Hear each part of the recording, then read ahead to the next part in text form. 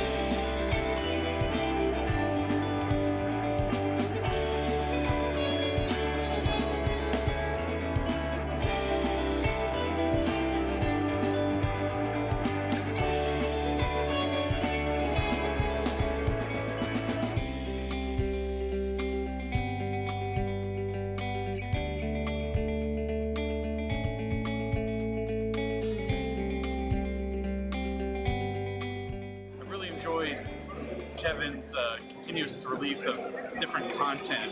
He likes to touch on different subjects, like his Python 101 and just the various collaboration stuff that he does. I enjoy how he continues to just try to help students learn, and he develops a methodology for it, like his book, Career to Success. When he released that, I was one of the first ones to buy it, and it really helped me on how to develop my own framework to further my own career. And anytime someone wants to get advice on how to move their career forward, I recommend this book to them because I think it's a really good purchase, a really good thing.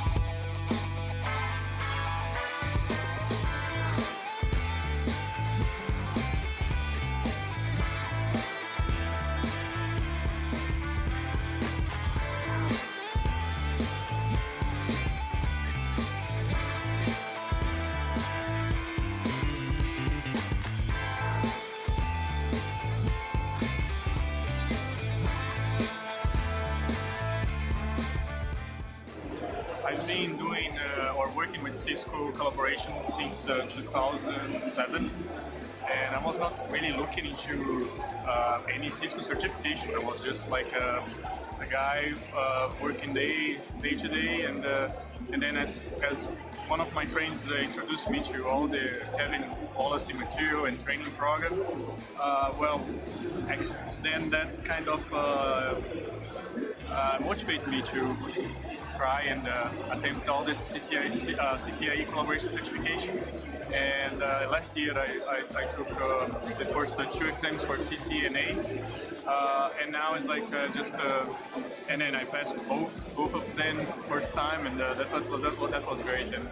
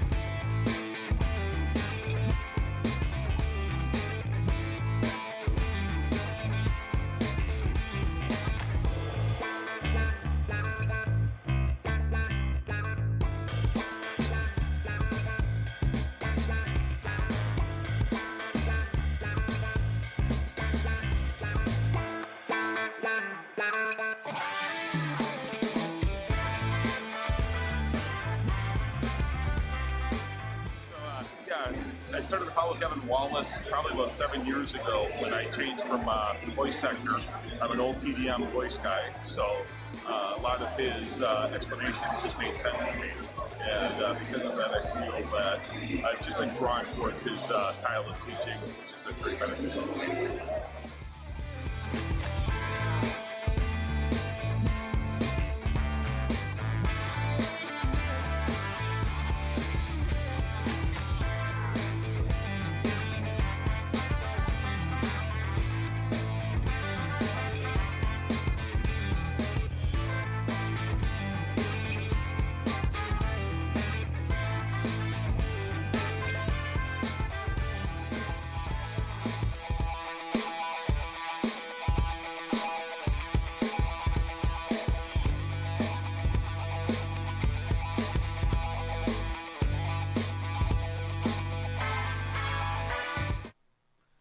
Hey, welcome everyone to our annual Black Friday webcast where we get on. I was trying to remember how many years in a row we've done this. I'm guessing 5, maybe 6 years on Black Friday we've gone live and just did some free content, taught some free content. And one of the things we do, because it is Black Friday, we give some of our best deals of the year. The Black Friday Cyber Monday event, that's when we have the biggest sale of the year.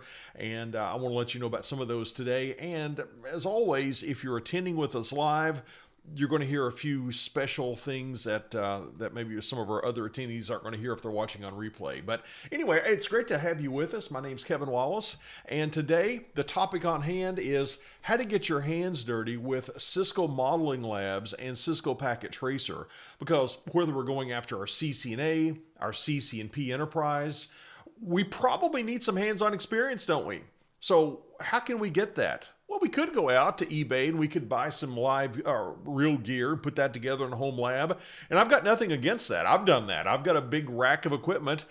But here's a free option for us to have a fairly large topology, more than we might want to spend to build. If we just bought the equipment used off of eBay, we can build some really, really elaborate topologies using Cisco Packet Tracer and Cisco Modeling Lab. So today we're going to talk about each one. I'm going to show you how to get access to each for free. We're going to show you how to import an existing topology. In fact, let's just jump right into the agenda so I don't get ahead of myself. But again, I want to give you a big welcome. We've got people joining us from various channels. I've got 4 different chat windows up here, so I'll pre-apologize if I don't answer your question in a timely manner, because we've got people joining us on our website. We've got people joining us on YouTube, on LinkedIn, on our Facebook page.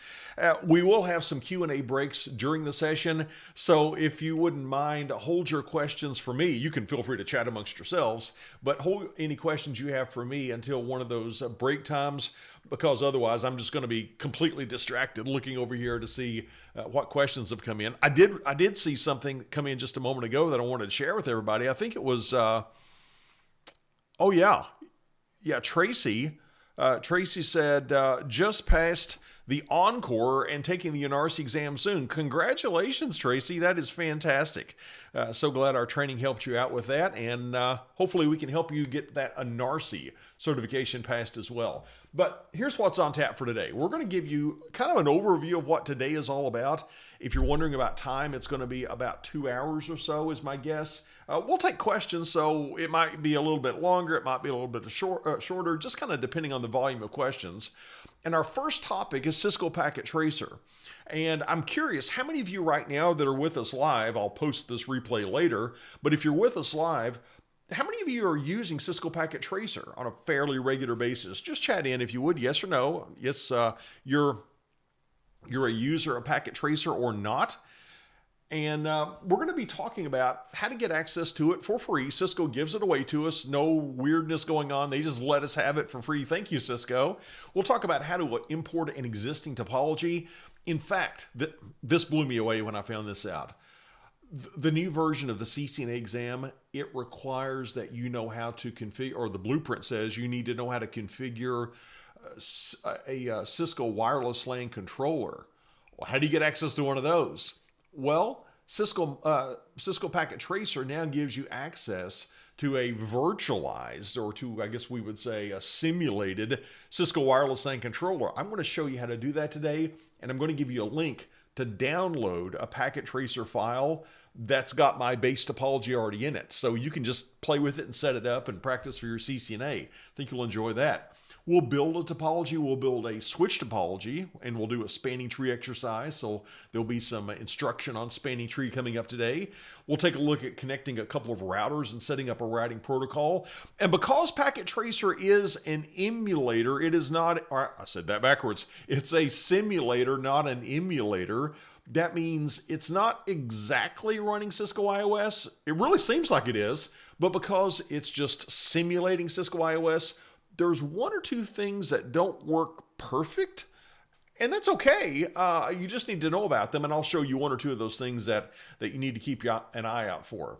And then, for those of you attending live, or if you're listening to this before our Black Friday Cyber Monday event ends on Monday, then we'll give you some Black Friday / Cyber Monday offers you might want to take advantage of in our biggest event of the year. We'll take some Q&A, and then the last half of our class is going to be focused on Cisco Modeling Labs.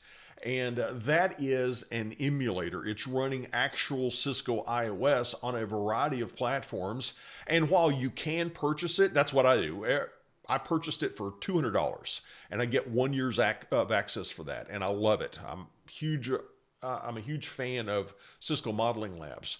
But if you don't want to fork over the $200, you can go out to Cisco's DevNet Sandbox and access it for free.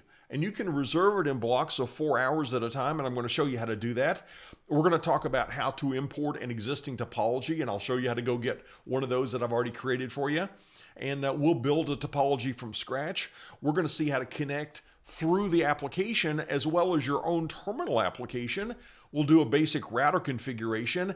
And one of the cool things about Cisco Modeling Labs, it's got all kinds of devices other than just switches and routers. You can have an Ubuntu Linux server as part of your topology. We're going to install that today. And I'm going to wow, I said 2 hours. I'm starting to wonder now if we can squeeze this into 2 hours. I'm going to show you how to get that Linux server set up, and we're going to take a look at some Linux commands, give you a little overview of Linux, take a look at how to edit a text file.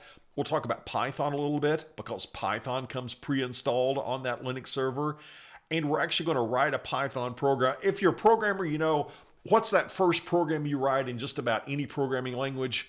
It's, yeah, you know what it is? It's that Hello World program. We're going to write a Hello World program in Linux inside of Cisco Modeling Labs. Pretty cool stuff. And we're going to take a look at how to export a topology. This is one of the biggest questions I've seen so far. People will go out and they'll use I'll show them how to go out and get that 4 hour block of time where they reserve their equipment at the Cisco DevNet Sandbox. And they've got this really elaborate topology built up, and their time is about to expire. And they think, how do I save this? And they try to export it, and it doesn't work. It's not obvious how you export your current config. It's really not obvious, but I'm going to show you exactly how to do it today. And there's a new version that just came out a few weeks ago, version 2.1, and I'll be pointing out some of the new stuff there. And we'll give you one more opportunity to take advantage of the deals of the day, and there's going to be a special deal that I'm going to edit out of the replay. That's just for people attending for us live. So if you're live, you want to stay live to get that very limited time offer. And we'll wrap it up with some more Q&A. Now let's see how many people said that they were using Cisco Packet Tracer. Let's see. Yeah, we've got several. Let's see. I'm saying that we don't hear sound. Not hearing sound on, it looks like, our Facebook stream. 1 second here.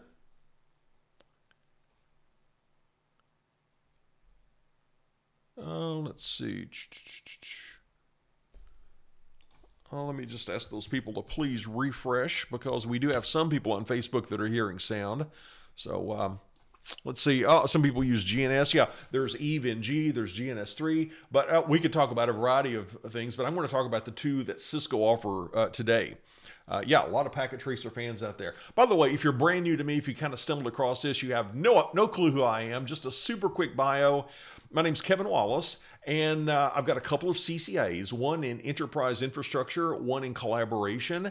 I've got one of those really early CCIA numbers. My friend Keith Barker, he says, he gave me one of his OG of IT t-shirts. He said, yeah, Keith and I, we worked together like 2 decades ago. So we've been in this game for quite a while. And yeah, been doing this for many, many years. In fact, I started back in 1989 with Cisco gear. I worked on their very first router, the old Cisco AGS Plus, if anybody goes back that far. And I was a instructor with Cisco Learning Partners for about 14 years, and then decided, you know what, I want to create my own training company and create courses that I wish that I had. So that's kind of what I've been doing for the last over 6 years now. Real world experience includes being one of 5 network designers down at Walt Disney World in Florida. And I'm a huge Disney fan. In fact, I just remembered, I'm wearing a Mickey shirt right now, but down at Disney World, I got to be the designer that designed the network that tied together the Magic Kingdom and Epcot and the studios and Animal Kingdom and a bunch of the resorts. And if you ever attend one of my live classes, we give you a lot of war stories from my time down at Disney World. That was a great experience. And I've written a bunch of books. I've lost count, honestly, maybe 16 or so for Cisco Press. Done a bunch of video courses for them. I've spoken at Cisco Live a couple of times. I was honored to get their Distinguished Speaker Award both times. All that, I'm not trying to say that from a boastful place. I just kind of want to let you know where I'm coming from and let you know that I'm passionate about this. And I have been for over 3 decades. And I am super excited to share this content with you because it's not been long since this was not possible to get free access to like emulators. So I think you're really going to enjoy today's session, and welcome everyone once again. Well, to access Cisco Packet Tracer for free, what you're going to do, and I've given you a shortcut link. You might want to jot this down. This is just a redirect from my website. And you go to kwtrain.com/PT for Packet Tracer, kwtrain.com/PT. That will redirect you to a Cisco Learning Network site, which will look like what you see on screen. And what you're going to be doing is actually registering for a course. Now, don't panic. This is not a course you have to pay for. It's not even a course you have to take. It's just the way you get Cisco Packet Tracer. And I've kind of circled on screen. You're going to say that you want to sign up for that course. And you do, and it's free again. And once you get in there, there's an option to launch your Packet Tracer course. And when you launch the course, one of the options is to look at your student resources. And one of those resources is the option to download and install the latest copy of Cisco Packet Tracer. So you go to that download page and just pick your operating system. Now, you can do this on Microsoft Windows. You can do this on Mac OS. I'm running it on Mac. I'm running Mac OS version of the version of Packet Tracer is 7.3.1. I've even got it installed on my it works a little bit differently, but I've even got it installed on my iPad, which is kind of fun to take with me on the go. But you're just going to go through that process, and you're going to get a free copy of Packet Tracer that you can run. Now, what I'm going to start out with today in our live demo is I'm going to show you how to set up a wireless LAN controller. This is very different than the Packet Tracer of just about a year or so ago. They really upgraded this. But if you want to get this .pkt file that you can install in your own environment, just go to bit.ly/ptconfig for Packet Tracer config. So bit.ly, that's bit.ly/ptconfig. Give you just a moment to jot that down. And as you do, I'm going to get my face out of the way because I want to go full screen. And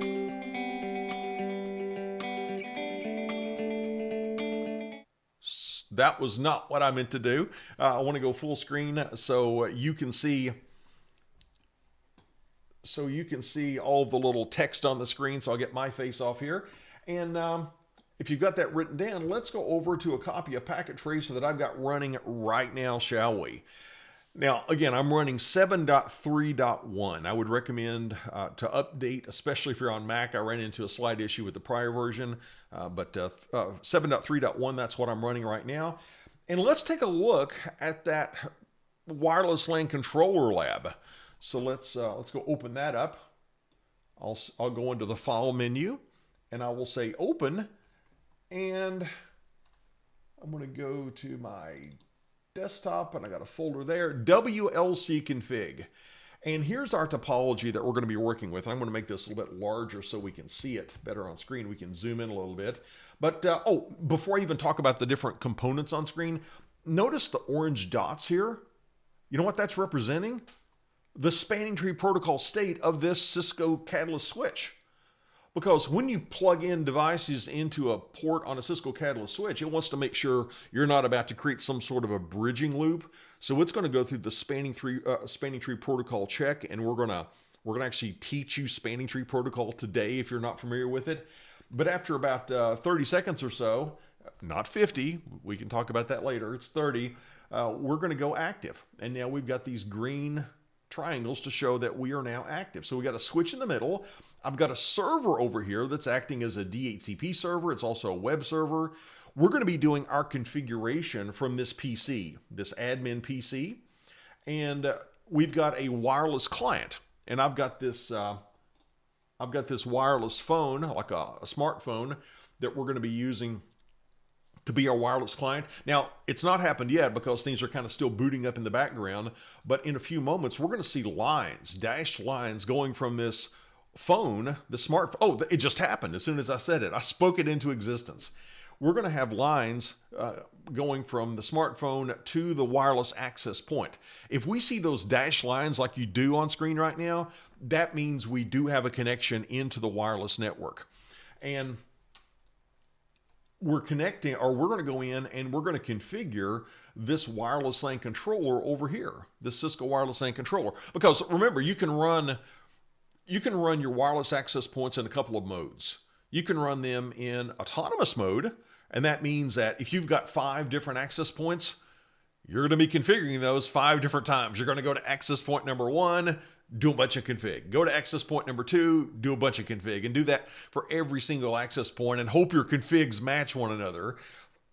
Obviously, that's not scalable. So at the enterprise level, we want to create what's called a lightweight deployment, where we have a bunch of these lightweight access points, the LAP, if you can kind of see that on screen, and they're controlled by a single repository of the configuration information. It's this wireless LAN controller. Now, I say single, yes, you can have bigger networks that have more than one controller, but here we've got one wireless LAN controller, and I've already got it working on a wireless LAN, and the current SSID is CCNA. We're going to go change that, because if you're going for your CCNA certification right now, you're told that you need to be able to go in to a wireless LAN controller, configure a new wireless LAN ID. That's a new SSID. And here's specifically what the blueprint says. It says you need to be able to configure security for a pre-shared key, and you need to configure it for WPA2 running AES encryption. I'm going to show you exactly how to do that so you can practice this. First thing we're going to do is let's try to remember this. It's going to be admin, and the password is Cisco123 capital C. That's to log into the wireless LAN controller.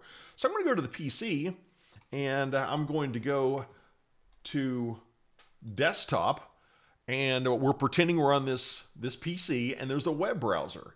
Now in this web browser, I'm going to say HTTPS. You've got to have the S or it's not going to work for you.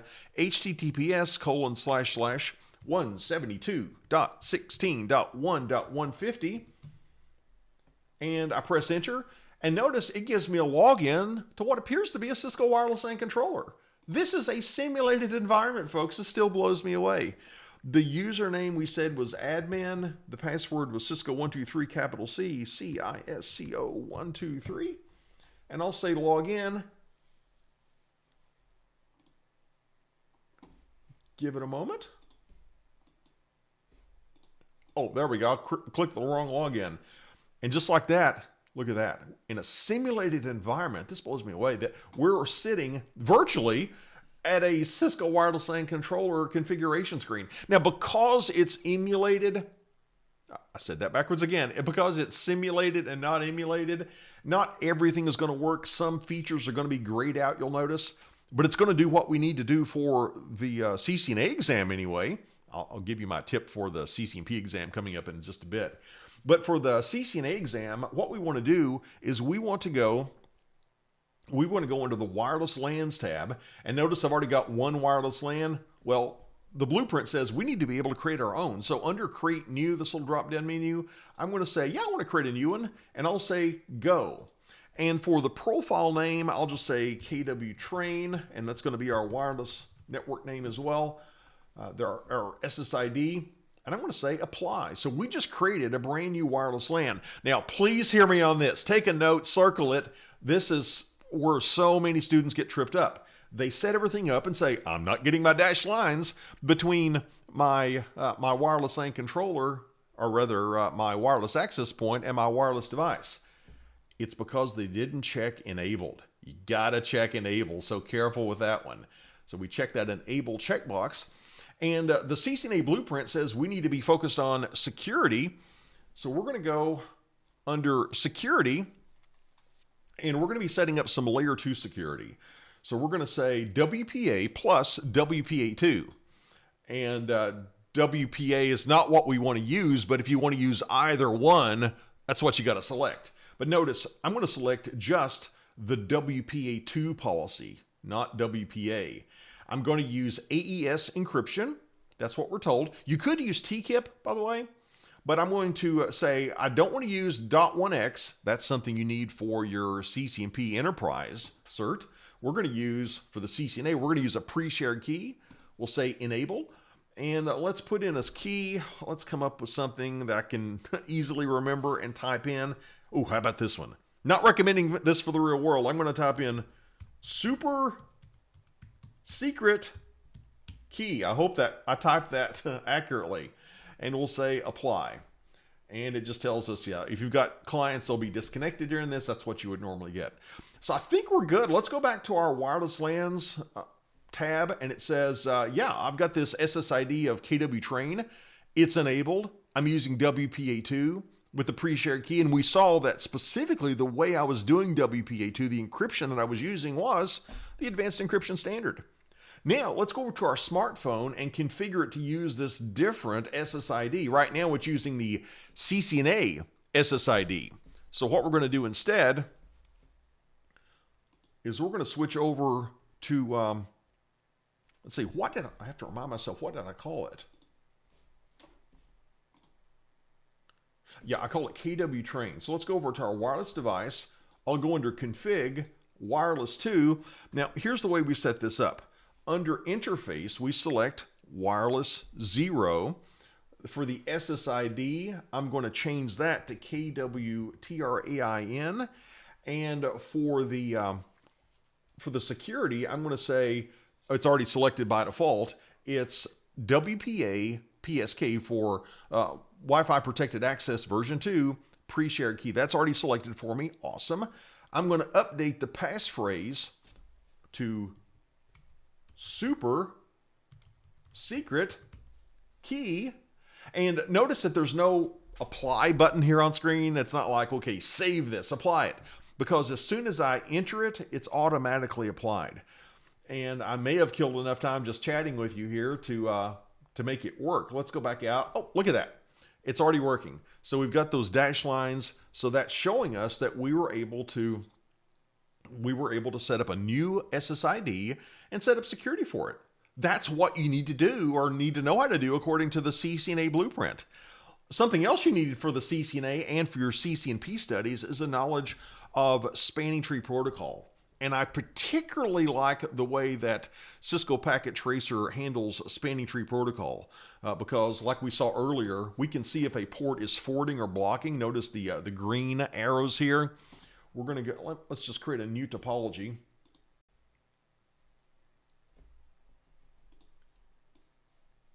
Let's see here.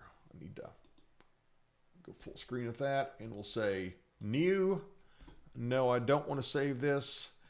And we can build our own topology. Notice all these things that we can select from down below in the lower left-hand corner. We've got all kinds of network infrastructure devices. We've got endpoints. We've got all kinds of connections. You can play with a lot of stuff in here. We're going to keep it fairly basic. I'm going to say I want to select a switch. And we've got different switch models. I'm going to go with a layer 2 switch, a Cisco Catalyst. And again, I'll zoom in a bit. Let's go with the Cisco Catalyst 2960 series switch. Try to get that centered up and large where we can see it. Nice. And let's create a couple of other ones. I'll just make a little triangle topology with these. So we're going to have a switch, I'll call them SW1, SW2, and SW3. I'm going to go to the first one, I'll click it, and under Config, let's see, I'm going to call it, I'll give it the name of SW1 as the display name and as the host name, SW1. And let's close that window. And notice it already says SW1 right there. Let's go to this other switch and do something similar. Under Config, I'll say, you are SW2. And the host name is, you guessed it, SW2. And we'll close that, one switch to go. And it's going to be SW3. The host name is SW3. And we've got our switches at least named. Now we want to interconnect them. Here's the way you interconnect them. Notice the lightning bolt down here. If we click on that, we've got different types of connections. Normally, I'll just choose this lightning bolt, which automatically selects the appropriate type of connection. So I'll click that lightning bolt. I'll click on that top switch SW1 and I'll drag down to SW2 and I'll click. And that just created a link. Notice we're in the spanning tree blocking state right now, or at least we're transitioning to forwarding. Let's do it again. Let's create a link from SW1 down to SW3 and one more link from SW2 over to SW3. Now while this is coming to a steady state and everybody's getting active, what we can do here is just review how to do an analysis of a spanning tree protocol topology on paper. I just got a flashback when I said that. When I was interviewing for my network designer position down at Disney World, in my technical interview, I actually missed a question that you will not miss after this discussion. I thought I knew a spanning tree protocol, and they drew a topology up on a whiteboard, much more complicated than this. And they asked me to go to the whiteboard and tell them which ports were blocking. Well, I knew about root bridges and all that stuff and how that was calculated. And I thought that spanning tree protocol to prevent a layer 2 topological loop, I knew that it would block ports to prevent traffic from flowing over a link. But here's what I did not understand. Now, right now in this topology, we're not going to have traffic flowing over this link between SW1 and SW3. Notice we're blocking on SW3, so we're not forwarding traffic.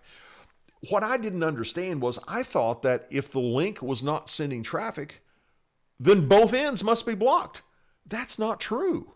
Only one end on a link is blocked, and I didn't know that, and I missed that question. Fortunately, I still got the job, but I missed that question. Let's go through the 4 steps of MQC. I'm going to make a note right here. Here are the questions we're going to ask.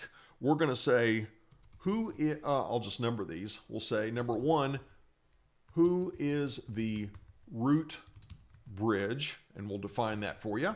Question number 2 is, who are the root ports? And question 3 is, who are the designated ports? And question number 4, who are the blocking ports? All right. Those are the questions we want to answer. Now, if you're not familiar with spanning tree, let me bring you up to speed here. The root bridge, that's sort of that central point in the network that all the other switches point back to. Sort of like a tree in nature.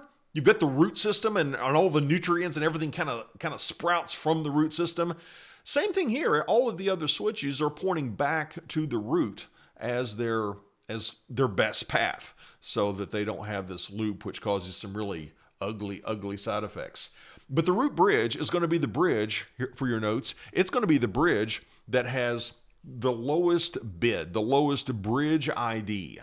Now, the bridge ID is made up of a couple of components. It's made up of the bridge priority and the MAC address of the bridge. And I say bridge because it was developed in the days by Radio Perlman back in the 80s before we had switches. We had bridges, but they work basically the same, logically anyway.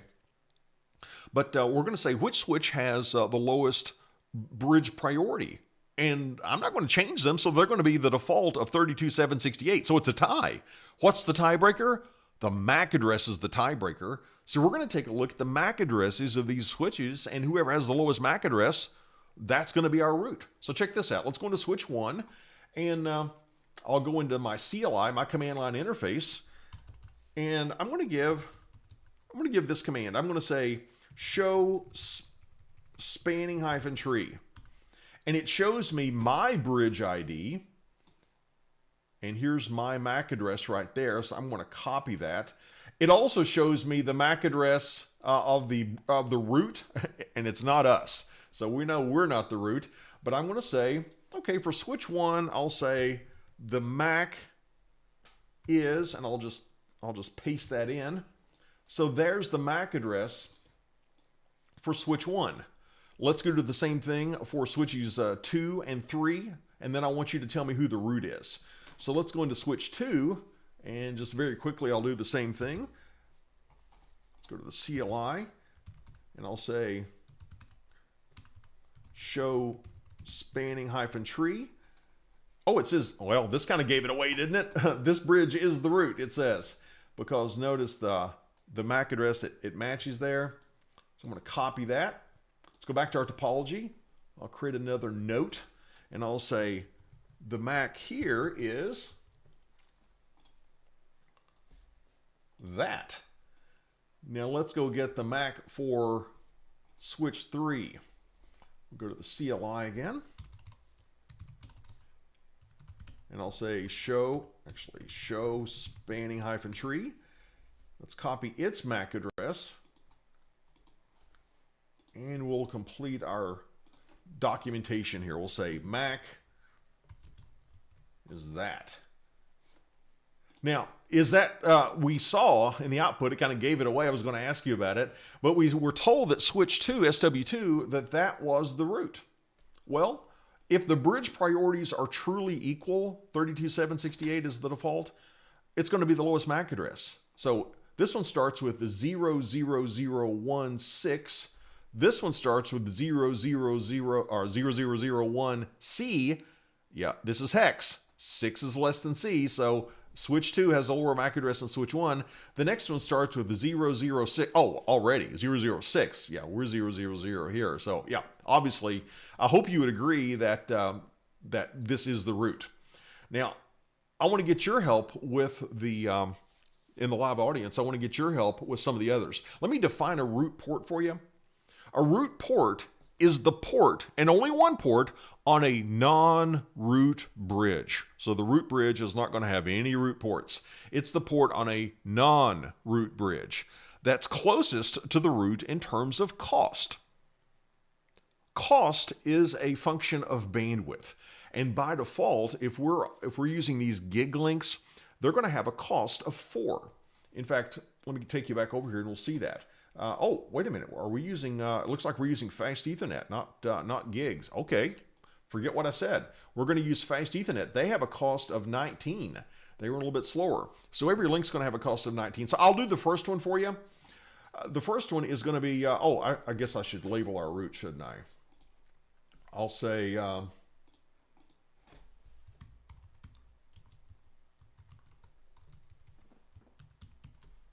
switch 2 is our root bridge.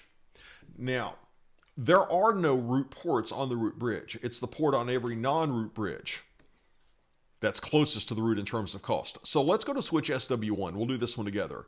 Here, and this is fast Ethernet 0/1 on switch 1, it would have a cost of 19 to get to switch 2. It would go over one link, that's 19, because it's fast Ethernet.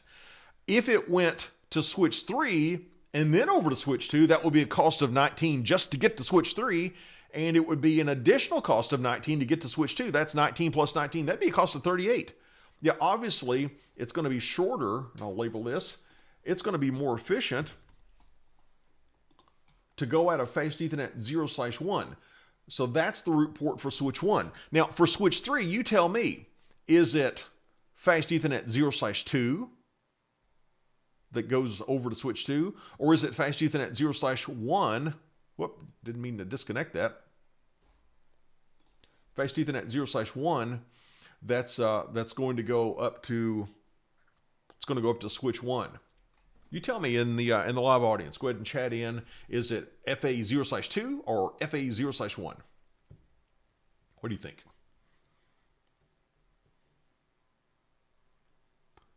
Oh yeah, we've got some overachievers here. They're already kind of working out the whole topology here. Yeah, great job, everyone. Yeah, it would only be a cost of 19 to go directly over to switch 2. So yeah, just like SW1, we're going to have a root port that connects directly to the root bridge. Now, next up, we want to say who are the designated ports. And the designated ports are ports on every link. So please hear me on this. Every single port or every single link has one and only one designated port. Every link, whether it's forwarding traffic or not, it has a designated port. And it's the port on that link that's closest to the root in terms of cost. Well, let's take the 2 links going into the root bridge. Which one is closest to the root in terms of cost? The one sitting on the root bridge. This makes part of it pretty easy here.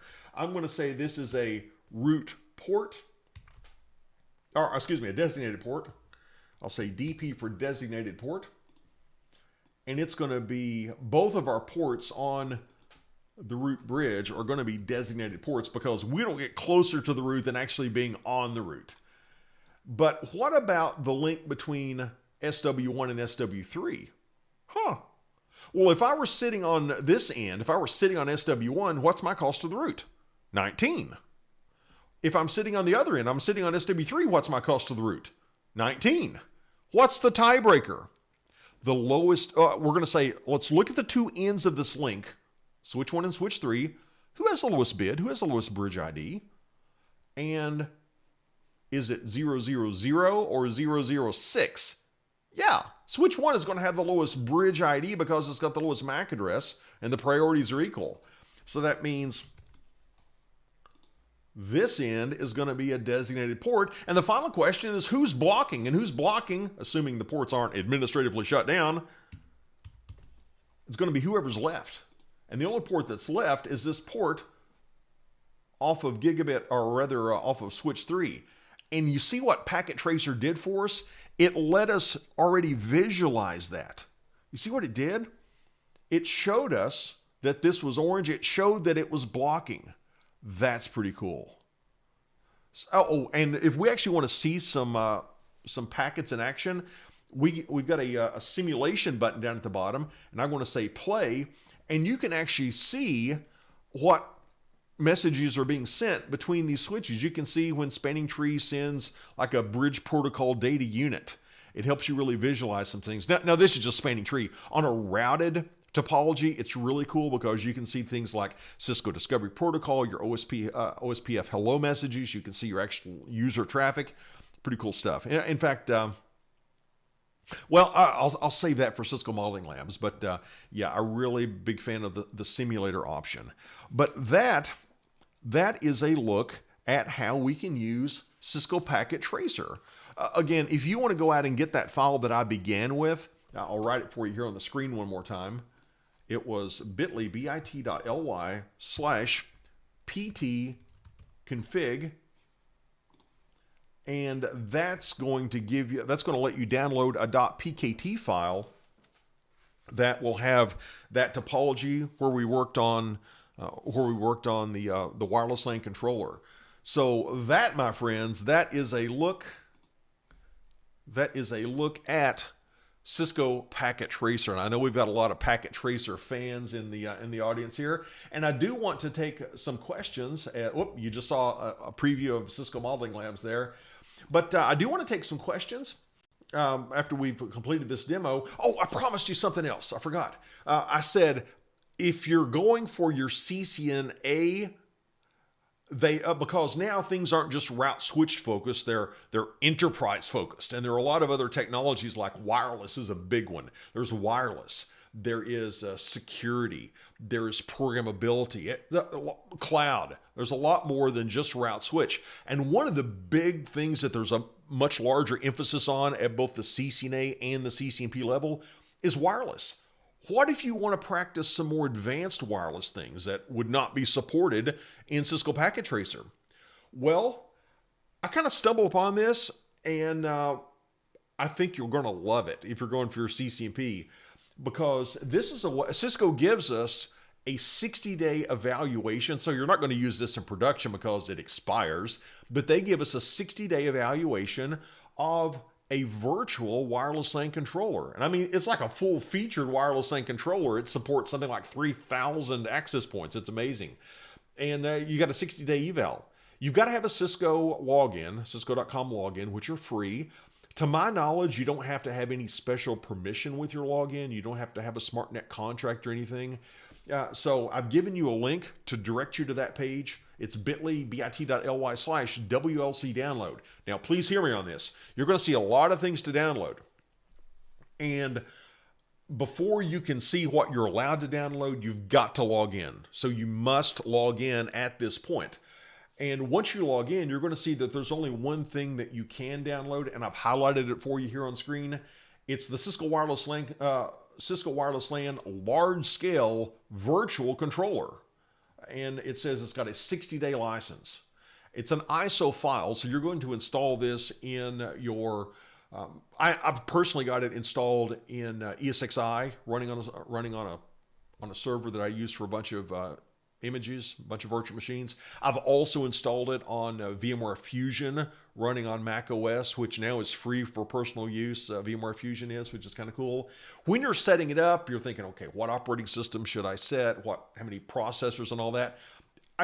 This is not from a documentation. This is what worked for me. If you want to jot this down or take a screenshot, I set it up to be the Linux Cent OS version 4.5 or later, a 64-bit version, a couple of cores, couple of CPUs, 8 gig of memory, and 8 gig of hard drive space. And that's what I use when we teach our wireless training at the NP level. It is full featured. It's very, very, very cool. But like I said, I want to take your questions, and if you're joining us, if you're watching this before our Black Friday, Cyber Monday for 2020 expires, then I want to give you a really special discount, because this is our biggest sale of the year. So please go ahead and type in your questions, and while you're doing that, I want to tell you what we've got on tap for you. And we've already had a few deals of the day. It ran from last Tuesday, and it's going to run through next Monday. And the prior deals of the day are still valid. And we started out with a bang. On Tuesday, we gave you a 40% discount if you wanted to get our Encore training series and our NARCI video training series lumped together in a bundle. Give you 40% off for just buying both of those video training series. And we already had somebody right at the beginning of our session today said, I think our material helped them pass their Encore exam, and they're going after a NARCI now. But if you want to get that deal, just go to kwtrain.com/day1. That was the deal we had for you back on Tuesday, and it's still valid, so you can go ahead and get it right now.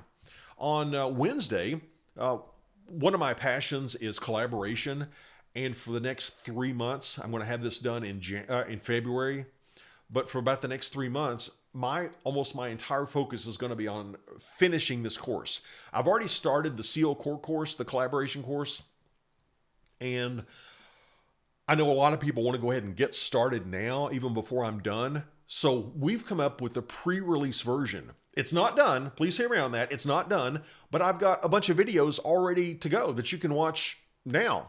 And if you purchase the pre-release version, and for being patient and understanding it's not done, we give you a 30% discount on that. And then when it is done, you've got the whole course. You can keep it forever. You can even download it if you worry about that. You can download these. So obviously you can keep it forever. There's no expiration. But if you want to get that CO Core, the collaboration video training series as it is now, and then we're going to be dripping content in until sometime in February, when I promise I will be done sometime in February. So go to kwtrain.com/day2 for that. Yesterday on Thanksgiving, our other instructor, Charles Judd, he's our security expert. He's working on the security core exam for the CCNP security track. It's called S-Core, or some people pronounce that SCORE. Again, it's kind of like my situation. He's got in fact, he's got more videos done than I have right now. He's going to be done in January. Sometime in January, this will be complete. We promise. We guarantee that.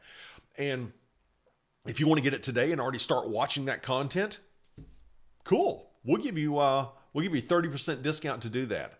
And that's kwtrain.com/day3. But what is today's deal of the day? You might have seen the email earlier. Today's deal of the day is a live class. Some people are thinking that this is also like the pre-recorded version. Please hear me on this. This is a very unique experience that we have never done before, and we honestly don't have it on the calendar for the first 6 months of next year. We've already got our calendar for the first 6 months. This isn't going to happen for a long time. But in December, and you can go to this link to get all the dates and the times, but in December, our security instructor, Charles Judd, who's also not just a security instructor, he's also an NP, and he is knee-deep in his study for the CCIA enterprise infrastructure. He's taking that next summer, so he is just like immersed in this stuff right now. He is on his game, and he's going to be teaching for you live next month the NARCI Masterclass. Let me tell you just a bit more about that Masterclass. It normally, just like all of our Masterclasses do, if you go to the website, it's $399. And because it's Black Friday, we're giving you a 30% discount. Now, we did offer an early bird special when I did the Encore Masterclass earlier this month. The early bird special was 20% off. But because it's Black Friday, we thought we'd dig a little bit deeper, 30% off. 30% off. Here's what you get. There's going to be about 18 hours of live instruction. There's 6 days, and it's going to be 3 hours a day. And again, you'll just go to that link, and I'll show you the link again in a moment to get that or to get all the dates and times. You can download the replays. So if you miss a session, I mean, it's best if you're there live so you can ask questions of Charles and get that classroom feel. But if you miss a session, not a big deal, because you can watch the replay. You can even download the replays, keep it forever. And we've got Cisco Modeling Lab files that you can import into your copy of Cisco Modeling Labs, or as I'm about to show you in a few minutes, you're going to be able to go out and reserve a block of time on the Cisco DevNet Sandbox and import those CML files that we give you in there. And you'll be able to do the lab exercises as part of this live event. And one of the cool things about that, it's not just the lab file we're giving you. We give you an accompanying video. And that video sort of sets the stage. It says, here's what you're going to be learning in this lab. Pause the video, do it on your own. So you go do it on your own. And then when you come back, you resume the video, and it walks you through a complete solution. So if you got confused, we walk you step by step through the solution, and then you go back and try it again. Just to give you a level to sort of check your readiness for the real thing, we've created a practice exam for you, and it's available. We'll give it to you in a couple of different formats. You can take it online. There's an online exam engine you go through, and it grades you. It tells you if you pass or you fail. And you can also download and print out a PDF, which has all the questions and very detailed explanations to those questions. You get to have a student community. This is not some sort of a Facebook group. We've got a dedicated group on our site, a private portal just for members of the NRC Masterclass. So it's like you can get study buddies there. You can help one another, encourage one another in your studies, and it's just a great resource. You can also download Charles's course slides. So after every session, he'll be posting, here are the slides from today. And again, kind of unprecedented because it is Black Friday, and we've never taught this before. We don't plan on teaching it at least for the next 7 or 8 months. $279.30. I was just curious before class today. I thought if I went to one of the big name training companies that teach this virtually, because not many people are going. Well, with Corona, not many people are going and attending live sessions like in person. But if people are doing it live online, how much are they going to go out and pay if they go with one of the big names you've heard of? It was over $3,500. Over $3,500. Wow, that's something. But yeah, you can get it for less than $300 here. And here's the link again. It's kwtrain.com/day4. kwtrain.com/day4. But since you're here with us live, and I paused there because I'm going to edit this part out. I'll probably edit this part out of the replay, but I want to give a special offer just to you folks that are attending with us live. I always like to do something special for people that are with us live. One of the topics that we see both at the CCNA level and at the CCNP Enterprise level is an increased focus on quality of service. One of the most challenging topics for a lot of students. And the most recent course that we came out with just a few weeks ago is our Quality of Service Masterclass. That honestly is one of my top 3 favorite topics in the world of Cisco. It's probably my top topic in the world of Cisco as far as what I like. But you can see the bullet list on screen of all of the different things we cover. You can go out and buy this right now for $197 from our site. But if you pull the trigger and you decide to sign up for that NRC Masterclass, the live event that happens next month, we'll give it to you for free. In fact, here's what I did. Before class today, just like 10 minutes before class, I went out, and everybody that had already bought, they've already enrolled in, and we've got a bunch already that have enrolled in the NRC Masterclass. I just gave them the QS Masterclass for free. And I'm going to leave that up through the end of today's live webinar. After that, I'm going to go delete it. So everybody that already has it, they'll have it. But people that sign up after the webinar today, they don't get this. So this is a webinar only thing. It's like, what are you doing, Kevin? Are you trying to create urgency in me or something? Yes, I am, because I've seen it too many times. Too many times people have the intention of doing something, I'm going to do that, but they never do. So if I can give you a little push to get you off the fence, I'm glad to give you a free course if it's going to help you do that. And I'm doing that because I really think it will help you in your career. I honestly believe that. And the masterclass, you're going to know more than, if you really go all in with that masterclass, you're going to know more than 90% of the CCNPs out there when it comes to quality of service. So again, that is a today, or not a today only, it's a webinar only special. And just go to kwtraining.com/day4 to pick it up. And so here's kind of what we got for you. Here's what we've had for the previous 3 days. There's today's offer, day 4. And because you're here live, again, I'm not going to include this on the replay. I'm going to give you a preview of what's coming up, and you can go ahead and take advantage of those offers now if you want to, because you're with us live. Tomorrow, don't tell anybody, but tomorrow's deal of the day is going to be our CCNA video training series, 30% off. That comes with Packet Tracer labs, by the way, kind of like we learned. You're going to load those PKT files into your copy of Packet Tracer. It comes with the practice exam. Pretty much it comes with the practice exam. It comes with the lab files. It comes with the videos. So it's pretty much it is everything you need to know to pass that CCNA and just crush that CCNA exam. So if that's where you are in your studies, kwtraining.com/day5. Then we've had some people say, well, that bundle looks pretty cool. I could get both Encore and an RC video training series together, but I've already got Encore, or I've already got an RC. I've heard from students in both camps saying, I've got one, but I'd like to get the other one at a discount. Well, that's what we're coming up with on day 6, on Sunday.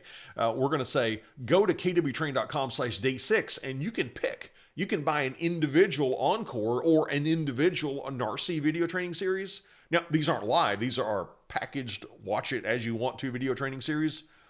Yeah, we'll give you 30% off on those as well. Again, kwtraining.com/day6 for that. Then on day 7, if you didn't sign up for anything to get the QS for free, which we're giving it to you for free today if you sign up for that NRC Masterclass, we'll give you a 50% discount on that QS Masterclass. kwtraining.com/day7. You can go to it right now. We haven't announced it yet, but I'm telling you because you're here live, you can get a 50% off that. And finally, the last offer we're going to make as part of this year's event is we've got a membership program. A lot of people want like one-on-one coaching from Charles and myself. They want to be able to ask us questions. And we get so many questions, there's really not a way for us to do that, to help everybody. We love helping people, but we could spend all day, every day just answering the emails that come in.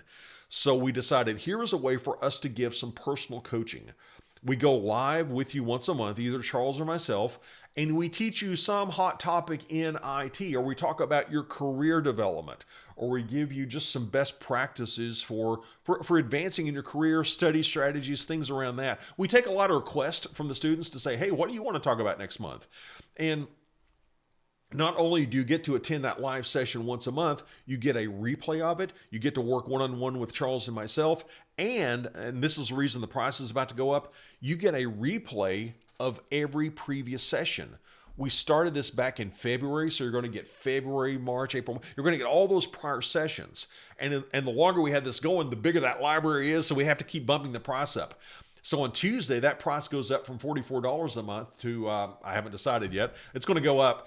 And if you want to lock in that $44 a month rate, as long as you stay a member, it won't go up as long as you stay a member. You can go ahead and sign up for that at kwtraining.com/ITinsider. And maybe the most valuable part of that is we give you sort of an incentive, a bonus for the longer you stay a member. Here's what I mean. After the first month, we just give you a course, one of our training events or some sort of course. For example, my friend Anthony Sequeira, he's a real famous trainer. He did a BGP course for us. I don't remember after if it's 30 days or 60 days, but at some point we just give you his course that he gave us. I've partnered with David Bombal, who's like a guru in GNS3. And he gave us, he let us have 2 GNS3 courses. We're not allowed to sell it on our website, but I worked out a deal with David where we can give it to our IT Insider members. So after a certain period of membership, we're going to give you David Bombal's GNS3 1 course, and then another month we'll give you David Bomble's GNS3 2 course. I think at some point we might give you a cloud computing course, and there's just all kind. It's kind of fun coming up with new stuff. So we're building your curriculum, we're building your library as we go along. So it's not just the live events; you're getting new content added to your library all the time. So I hope you really enjoy that.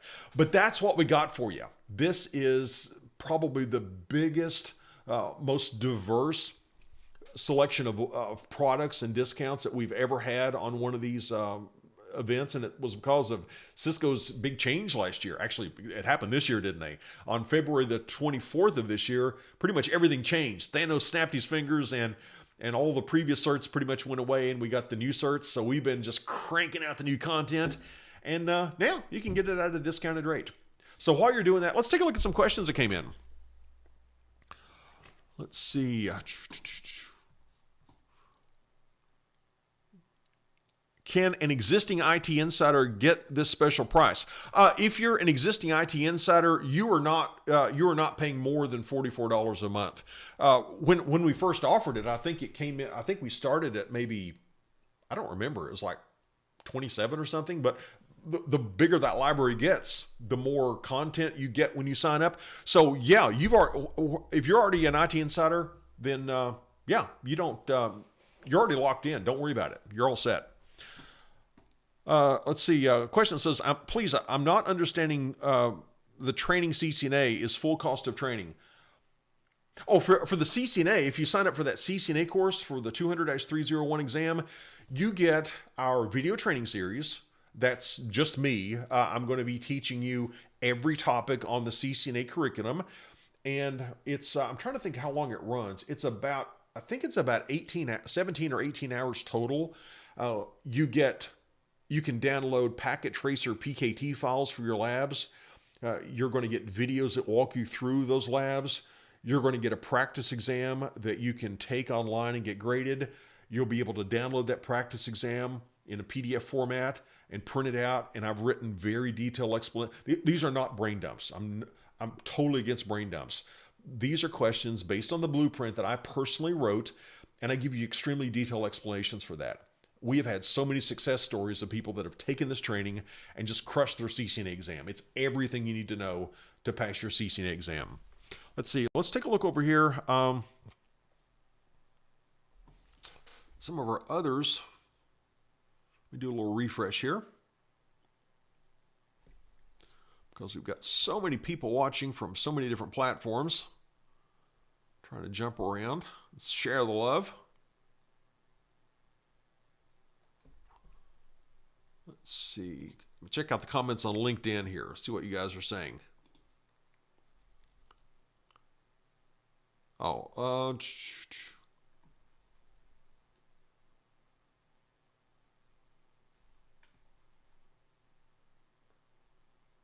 You cannot add any wireless AP unless it runs in Flex Connect mode. I'm not sure what we were talking about exactly when you mentioned that. Flex Connect mode, by the way, is if you've got that wireless LAN controller, let's say at your headquarters, but if you've got a remote site that also has access points, if you're going between two wireless devices at, let's say, some sales office, you might not want to buy a wireless LAN controller for the access points you have at that remote office. So there's an option called Flex Connect that will let the traffic come back over. It's a secure tunnel. It's called a CAPWAP tunnel, which stands for Control and Provisioning for, Wireless Access Protocol. CAPWAP secure tunnel. You could come all the way back to the headquarters with your data and then come back and go to that destination. But with Flex Connect, you can keep all of that data traffic that's going to be local. You can keep it local without going over that CAPWAP tunnel. So that's what Flex Connect mode does for you. Let's see. Okay. I think we've handled, let's see. Let's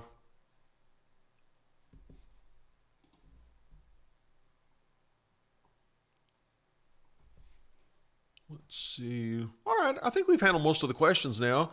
What time of day and how many hours is the NRC Masterclass? Just go to that link on screen, and because it's 3 hours a day for 6 days, but I would just be doing it from memory if I told you the exact dates. Just go to k2btrain.com/day4 and it's all laid out for you. These hours on these days, Eastern Standard Time. Can we perform a lab of CCNA wireless in Packet Tracer? If you joined us late, we sure did. That's actually what we did earlier. We did that. That was one of the first things we did in class today. All right. Let's say, you're very welcome. Getting some thank yous. I appreciate that. All right. Hope you got the links written down that really resonate with you. And now when I edit this and I post it for the next few days on YouTube, this little discussion we've been having behind the scenes, this is going to be edited out. So I'm kind of going to go into a different mode as if we're just coming back into this new section right now. So that's what's up with that. Let me grab a drink of water. And I need some sort of cue when I'm editing this. I'm just going to hold something up so I'll see it and I'll be able to edit. So I'm going to hold my iPad up just for a second. That's going to give me my cue to let's go here and start the editing. And so let's jump into our next topic.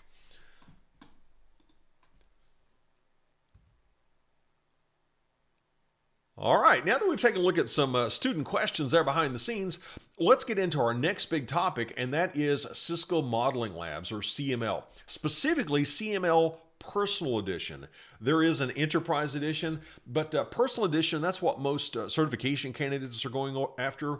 And when I'm recording this, it's just been a few weeks since CML version 2.1 came out. And I purchased it. Well, I already purchased 2.0, so I got the free upgrade to 2.1.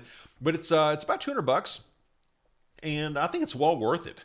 But if you don't want to spend that, there's a way to go out and get access to it for free at the Cisco DevNet Sandbox. So let's talk about some ways that we can get access to Cisco Modeling Labs. And I created a shortcut link for you to take you to their DevNet Sandbox lab for CML. Now, again, you got to be able to log in through. I think they allow you to log in maybe using Facebook or Google credentials even. I don't even, they might not even require that you use your Cisco credentials, but once you get logged in, let's see, I guess that timed out. Let me try that again here. I'm going to open that up in a separate browser window. Give me 1 second while I do that.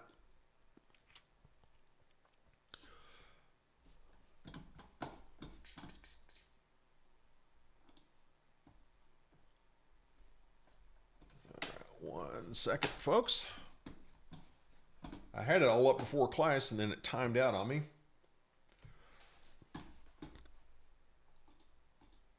Let's see, it's going to be bit.ly/CML Sandbox. And I'm going to get logged in here in the background.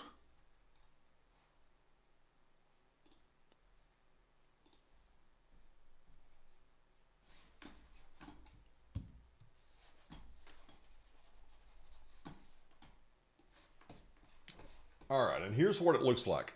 Once you get logged in, it's going to look something like this. You're going to have Cisco Modeling Labs running, and you can access this over a VPN and do the administration as we're going to be doing. You can do this virtually using your browser going over the VPN, and it gives you instruction on how to get your VPN access. You can even download the VPN client software, the Cisco AnyConnect client. And they give you a very robust topology to start with. This is what they've got all interconnected for you to begin with. However, most people, they'll want to just go in here and stop that lab altogether. I think it's like 14 devices, so it's really consuming the number of devices you can have. What I'll normally do, I'll just stop that, and I'll create a brand new lab, which I'll either import something, or I'll create my own lab from there. But again, you can just use that link. Use that link to get there. And that is bit.ly/CML Sandbox. Or if you want to purchase it, you can go, and I created a link for you for this as well. It's bit.ly/buy CML. Buy CML. And here's what that looks like. There are actually, as of version 2.1, they added a new option. When I first bought it, there was only one option. It was the personal version, and that gave you 20 nodes. a lot of people going after their CCNP, or excuse me, CCIE in enterprise infrastructure, they need more nodes. So now you can get Personal Plus, which gives you 40 nodes. 40 nodes, that's pretty cool. For most of our CCNP studies, though, I'm fine with 20 nodes. Now Charles, he'll probably want that Personal Plus because he's studying for his IE right now. And yeah, when I took my first IE, this was not on the radar. I had to just go out and I bought a bunch of, I begged, borrowed, and stole. I didn't steal, but I begged and borrowed, and I purchased some of my own physical gear to build my home lab. But now, hey, look at this. You can do this virtually for just a few $100s. I paid thousands for my gear. But that's how you can buy it. And the advantage of buying it is you can use it whenever you want, for as long as you want, well, up to a year. If you use the DevNet Sandbox, you can reserve a block of time if it's available then, but that block of time maxes out at 4 hours. Now, yeah, you can export your config, start a new session for another 4 hours. Most of the stuff you're going to do probably is not going to take over 4 hours, so that might be a viable option for you. But I wanted you to know what options you have. But what we're going to do is I'm going to demonstrate this on my local gear. I've got my local version of CML running, and I'm running this on the VMware ESXi software. And I have run it on VMware Fusion on the computer that I use to teach class. But because it puts a processor burden on that, it's the same processor that I'm using to stream my video. I'm streaming in 1080p right now. So it was really bogging down my computer when I was running like 16 emulated devices plus streaming at 1080p and doing lots of other things, lots of other windows up. So yeah, I decided to put it on an external server, which we can just access over a browser. And let's see, here it is. This is Cisco Modeling Labs version 2.1. And again, I'm going to take my face off so you can see this a little larger on screen. And the first thing we want to do here is, well, let me kind of set the stage first. When would you use this versus when would you use Cisco Modeling Labs? Well, I think I mentioned Cisco Modeling Labs will do what you need to do, I think, for your entire CCNA studies. That's what you need. When you're in your CCNP studies, though, or your CCIE, I'm a huge fan of using Cisco Modeling Labs instead. Because here, we're not doing simulations, we're doing emulations. And an emulator is actually running Cisco iOS. So there was some stuff in Cisco Packet Tracer. We didn't do the, I meant to do a router thing. I looked at the time. I didn't want to keep you here too long. I was going to show you a router config, but we can do something similar here in CML. And I was going to show you when you're setting up OSPF, there's a shortcut that I normally take that you're not able to take where you can say the network is all zeros and that makes every active interface participate in OSPF. Yeah, you cannot do that in Cisco Packet Tracer because they didn't really add that on when they were doing the simulation. But because we're running Cisco iOS software here in Cisco Modeling Labs, yeah, we can do it here. Now, I want to show you how we can import an existing lab, and I want to tell you how you can go get this lab if you want to play with this one on your own. But if I want to import an existing lab, it's a .yaml file, .yaml.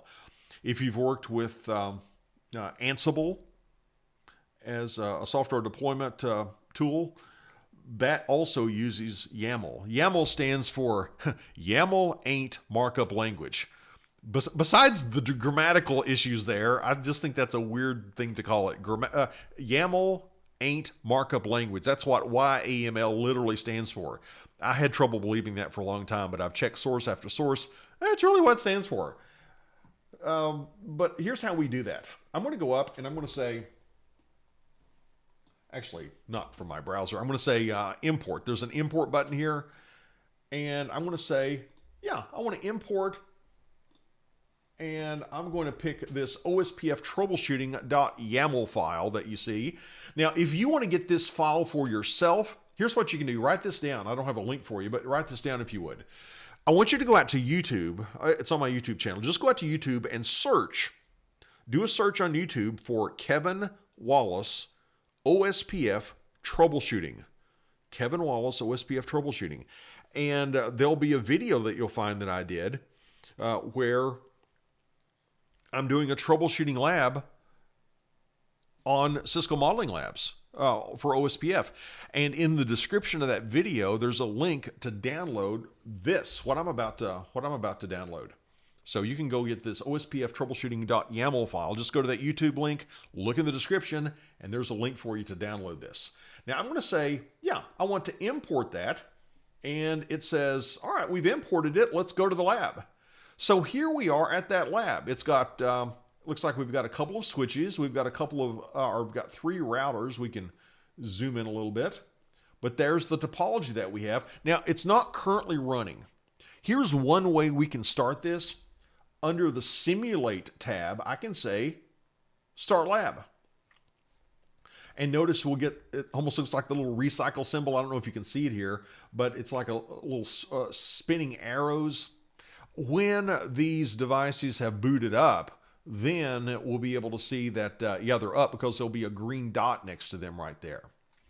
But yeah, you can just import these .yaml files to get some really elaborate topologies that you can work with over and over again. But while that's booting up, I wanted to show you how we can create our own topology. So I'm going to go back to the dashboard, and there are so many things you can do with this. There are so many devices that it is going to emulate. And I'm going to create our own. I'm going to say I want to add a lab. And notice we've got all these different nodes on the side that we can select from. There's more than this. These are just the ones that I've enabled. Let's create a fairly simple topology, but I want to show you how we can do some Linux stuff as well, which is kind of cool. I'm going to put a layer 2 switch in the middle. That'll be my Cisco Catalyst layer 2 switch. Let's put just a regular Cisco iOS router connected to it. I want to get that Ubuntu server connected in, so I'll click and drag that over, or click it. There it is, and drag that over. And I love this, the external connector, the cloud. Now what this external connector does, let me see if I can zoom in a little bit so you can see this better. That looks better. This external connector allows this emulated environment to go out to the rest of the world. Because my server that's running ESXi, it's got a connection out to my home network, which of course gets out to the internet. So what it's going to do, it's going to act sort of as a router. It's going to do NAT, it's going to do network address translation, and it's going to act as a DHCP server. So these devices, for example, when this Ubuntu Linux server boots up, it's going to go out with DHCP and say, hey, can I have an IP address? And this cloud icon is going to give it an IP address. Kind of cool. And it's going to do NATing from this private IP address space that it's going to be handing out addresses for. It's going to NAT between that and my home network, which is then going to get us out to the internet. So we'll be able to connect to Cisco.com from this emulated lab. That still blows me away. So let me do some connections here. Here's the way the connections are going to work. If I hover over this, notice that there's a little play button. That's how you start this device. There's also these links. It looks like a couple of chain links. I'm going to click on that link, and I'm going to drag this line over to my switch, and I'm going to release. And it says, all right, what interfaces are we going to be using here?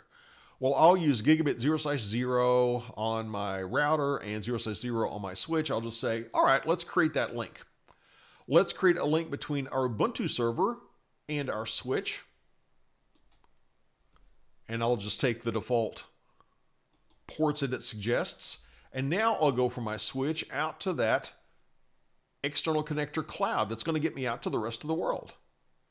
Now, I want to start these devices, so the way I'm going to do that is, I'll show you a couple ways to do this. One way we can do this is I'm going to go under Simulate, and I'm going to say Start Lab. And notice we get the little spinning arrows to indicate these are booting up. It's going to take just a few moments for it to do that. While those are booting up, I want to show you how we can get a console connection into these guys. So let's go back to the dashboard. Go back to the dashboard, and here's that lab I created. I'm going to change the name, by the way. I'm going to change the name to, we'll say CML Demo. And we'll press enter there.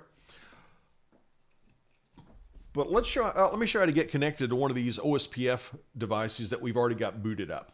Because notice they now have the green dots next to them indicating that they're booted up. One way to do it is within CML itself. If I want to go to R2, I can notice that there's this little console icon on the right of the circle.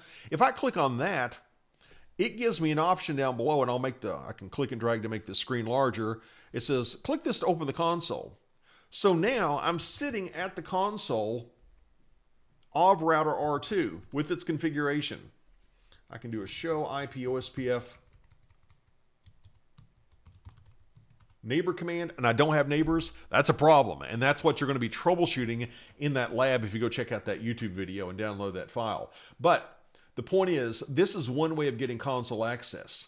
Now, what was a bit of a disappointment to many people is early on, the thought was, in fact, I've heard that Cisco had planned on giving us sort of like a tabbed interface so I can have all my consoles open at one time, and I could just go from one to the other without having to actually navigate and say, open this console and open this console. And they actually came up with a way of doing that. You would open a separate window and you had to go to a special URL. In the beta version of the software, version 2.1, there was a way to get multiple consoles, but it didn't make it into the final release, unfortunately. So we still have to just, if I want to go to R1, I then have to go to R1, click the console, click open console, and then work from there. I much prefer a tabbed interface. So let me show you another way of connecting in to these devices. And I'm going to do that from just my Mac terminal screen. Now, by the way, if you're on Microsoft Windows, there's you can go out to the Microsoft Store and there's a free application just called Windows Terminal that does something very similar. But here I'm on Mac OS and I'm going to be using the built-in terminal application. And I'm going to do a secure shell over to my CML server, which is at 172.16.222.222. And let me get logged in. And when I get logged in, assuming I entered the password correctly. Oh, no, I did not. Try that again.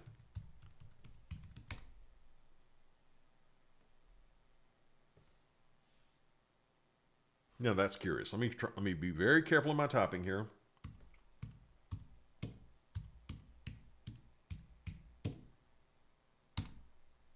Okay, I must have mistyped it twice in a row, but at least we're in there now. We're at this consoles prompt. And if I do a list, I can see all the devices that are running on CML.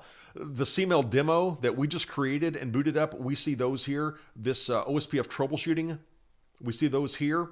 Well, if I want to connect to, let's say, router R1 as part of this troubleshooting lab, notice that all of the OSPF troubleshooting labs, they've got the same lab ID. So I'm going to highlight and copy the lab ID. And to go to router R1, that's going to be node 2. And notice there are a couple of ports I can connect into the router. If you've looked at a physical router, it has a console port and an auxiliary port. A switch will typically just have oftentimes a switch will just have a console port and no auxiliary port. But sometimes you might find them that do. These actually do have that extra port. But I'm going to say I want to open / I'll paste in the lab ID / I'll give the node of N2 / and I'll give the 0 for the console port. And it says we're opening the console for R1. And I'm sitting at the R1 prompt. I can do a show run. So what I will do here in Windows Terminal, I'm going to do it's a Command-Shift-I. If you're, I'm sorry, not Windows, my Mac terminal. If you're a Mac user, it's Command-Shift-I, and I'll give it a name of R1. And I can open up a separate tab. I can say, give me a new tab. And I'll name this one R2. And I won't go through all these. I just want to show you how we can have the tabbed interface. I'll log in again.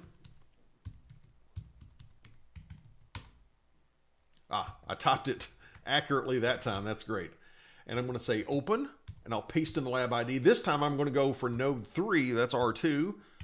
The 0 is the console port, and now I'm on R2. Now notice this, I've got an R2 tab, an R1 tab. I can have tab after tab after tab. In some of my live training, I've got like 14 tabs going at once.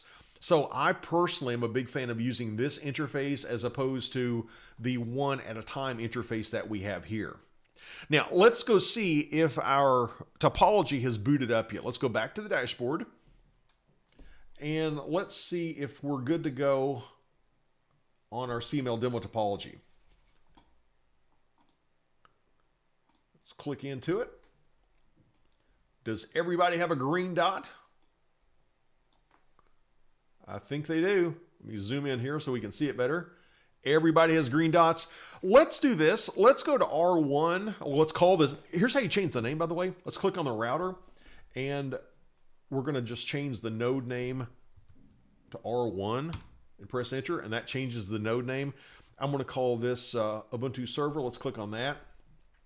I'm going to call it just Linux server. I'll take our switch and I'll call it SW1. Press enter. And I'll take our cloud and I'll call it internet. Now let's go into R1. And you know what? I don't want to do it with a little fine print here. I'm going to do, I said I preferred to do it this way, so I'm going to do it this way. Let's create another tab here. And I'm going to call this one, this is going to be demo R1.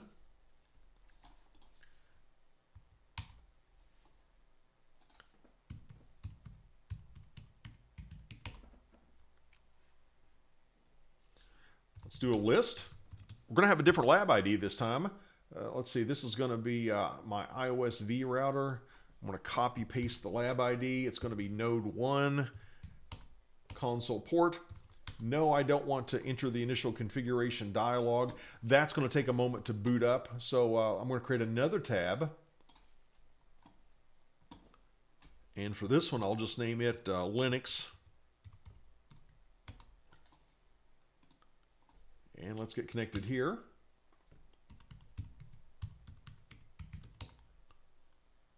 We'll do a list, and we'll open same lab ID this time, the Linux server. That's our Ubuntu server, node 2. Notice it does not have an auxiliary port, so it's just going to be one port that we're going to connect in with.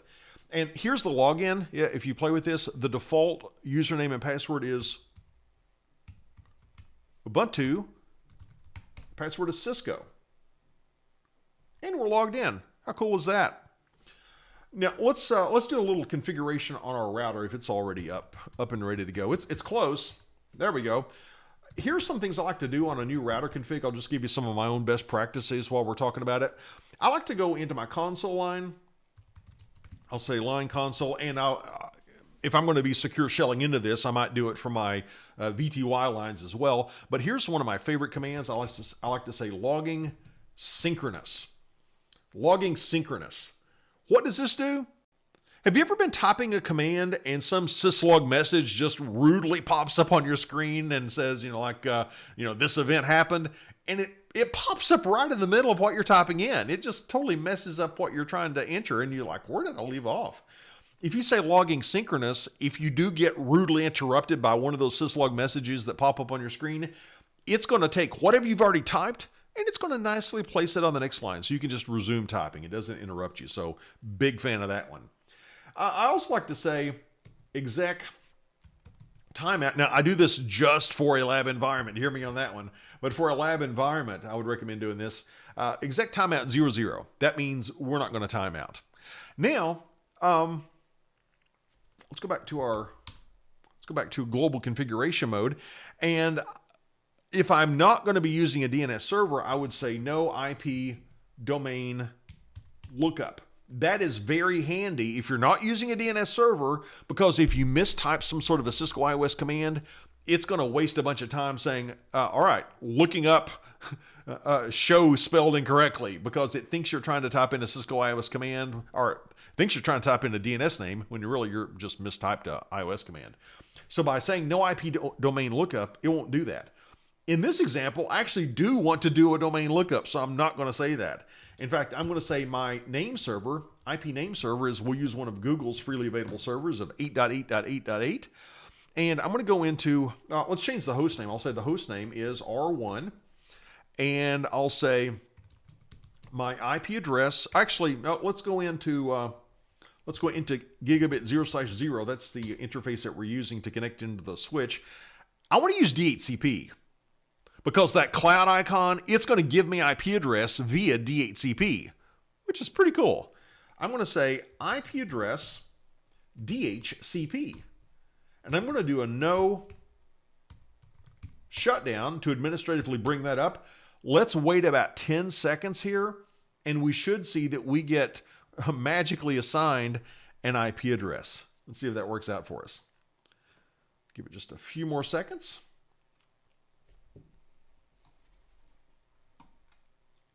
Feel like humming Jeopardy music right now. There it is. It took about maybe 15 seconds. But it says we just got assigned the address of 192.168.255.159. We can verify that by doing a show IP interface brief command. Look at that. We've got an IP address. I didn't enter that. I just said use DHCP, and it automatically learned it from that cloud icon. Does that mean I can get out to the rest of the world? Let's see if I can ping Cisco.com. Look at that. I was able to ping Cisco.com from an emulated router. That's amazing to me because that was just unthinkable a few years ago. Now I want to show you something that just gets people very confused. I'm going to save my configuration. I'm going to do a copy, run, star, and I have saved my configuration. So I'm going to circle back to this in a few minutes. I want you to remember though, I have saved my configuration.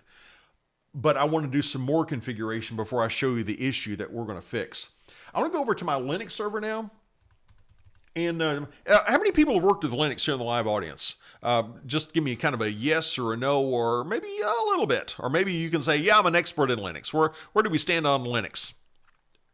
Oh, somebody was asking when the IT Insider takes place. That's our monthly membership program. Yeah, it's usually Thursdays at 2 p.m.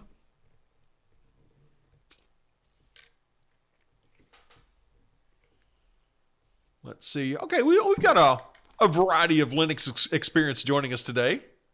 We've got some yeses and some nos. We got a little bit. All right, let me I don't want to give you an in-depth.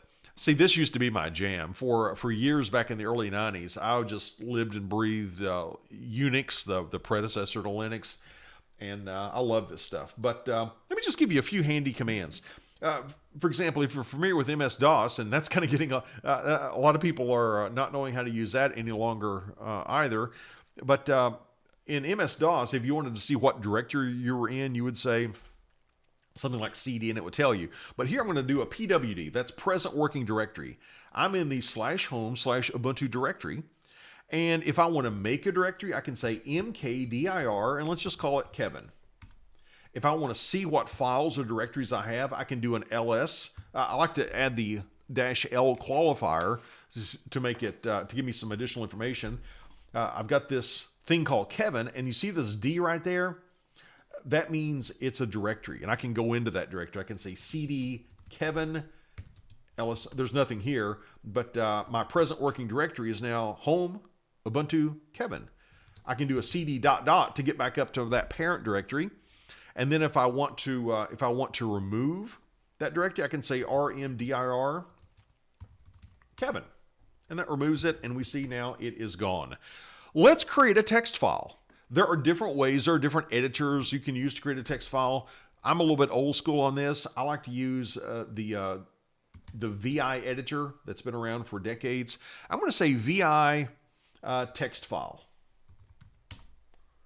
And I'm going to say I for insert, and I'll just do something really simple. I'll say this is a Unix-based text editor. I'll do an escape to get out of insert mode. I'll do a :WQ to write and quit. And now if I do an ls-l, look at this. I've got this text file that says text file. Now notice the permissions we have here. There's no D in the first field, so it's not a directory. But notice we've got rw dash, rw dash, r dash dash. Well, that's those. We've got 3 sets of permissions there, and those could be rwx. If this were an executable file, and this is not, that would be an execute. It could be rwx for execute, where we could run some application or run some program we wrote. Right now, it says rwx. That's for the owner. The owner can read and write. The owner, and I'm the owner, Ubuntu, and I'm a member of the group Ubuntu as well. The group permissions are next, RW, and the public group is next. They can just read, they cannot write. So those, if this were, just for fun, let's say this were an executable file, I could do a change mode, and I could say +X. I need to say what the file is though. Text file. And now if I do an ls-l, notice I've added the execute option to all that. Now if I want to get rid of that file, I can just do I can say rm. Oh, if I want to see the contents of the text file, I can say more text file. And it says this is a Unix-based text editor. And I can say rm text file if I want to get rid of it. And we see it's now gone. Something else that is super cool, especially since programmability is becoming such a big deal these days in Cisco certifications, we're going to say that we might want to write some Python programs. Python is built in. I love it. If I say Python, it says it's trying to run an older version, so we need to specifically say Python 3. I'll say Python 3, and notice we're at this 3 greater than sign prompt. That's our Python prompt. Now we can do quite a bit of stuff from here. For example, this is it's great for mathematics. If I want to do 5 times 7, I'll just do 5 star 7, 35.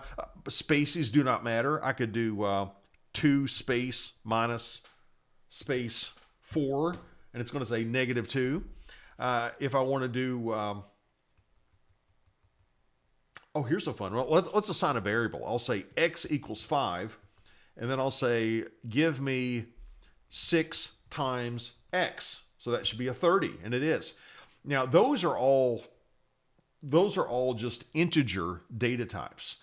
We've got other data types. We've got floating point variables. We've got names. Or excuse me, we've got strings. In fact, check this out. I want to say my name equals, and this is going to be a string variable, so I'll put it in quotes. I'll say my name is Kevin.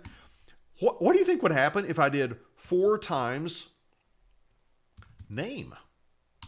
It shows my name 4 times. I think that's kind of cool.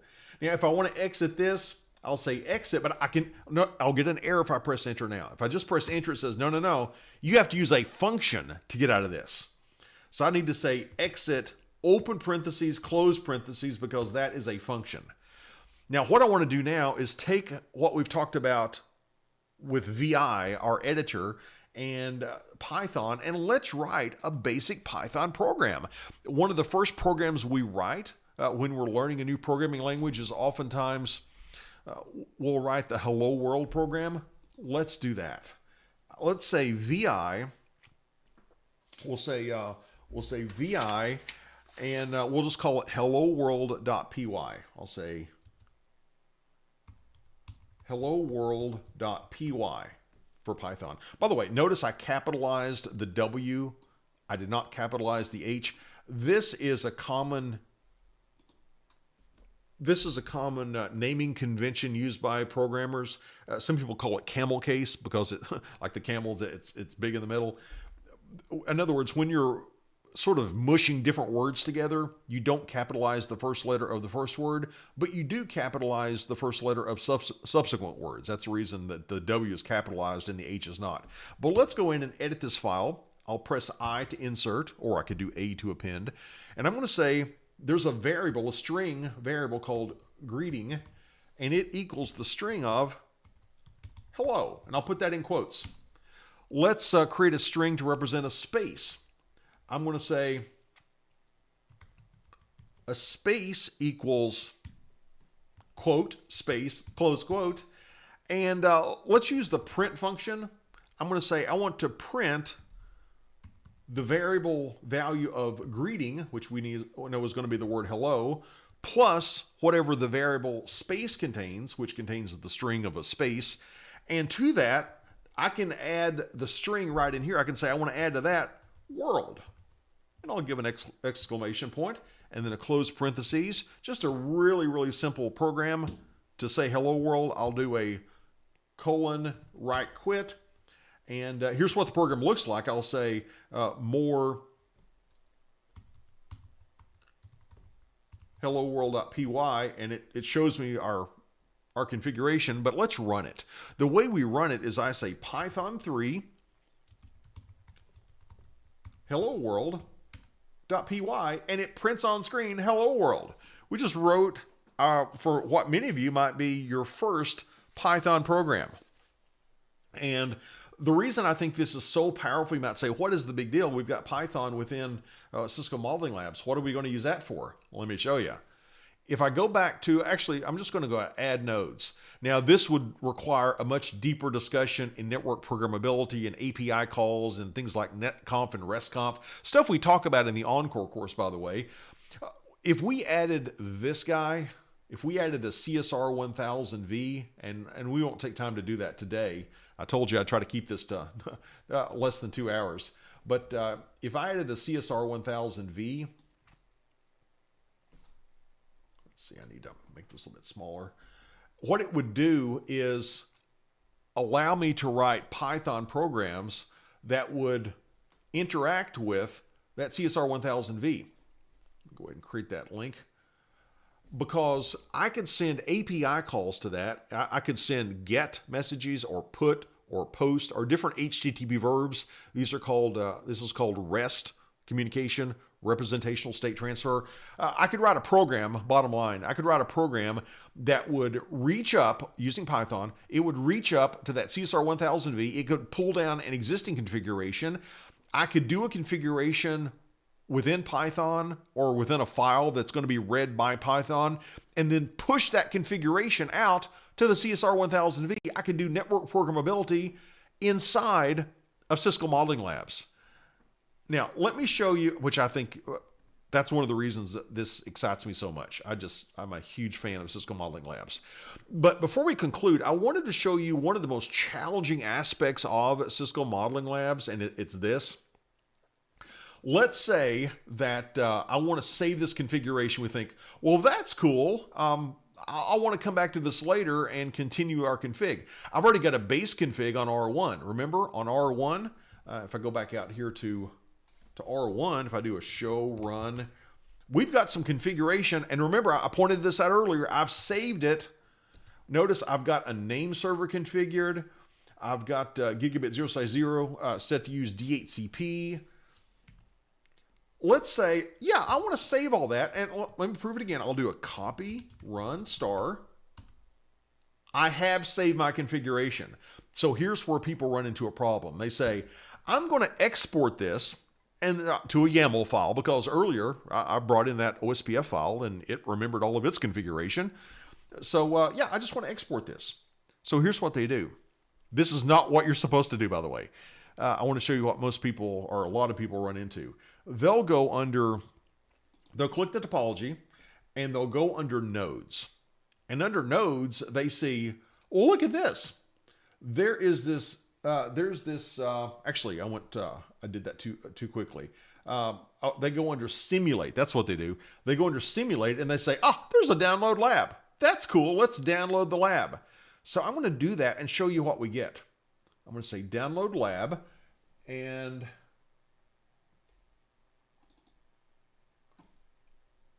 I'm going to say this is our CML demo lab, and I'll just save it. Now I'm going to open that up in a text editor. Let me bring up a text editor, and I want to show you the contents of that file because it's readable with a text editor. Let's see here.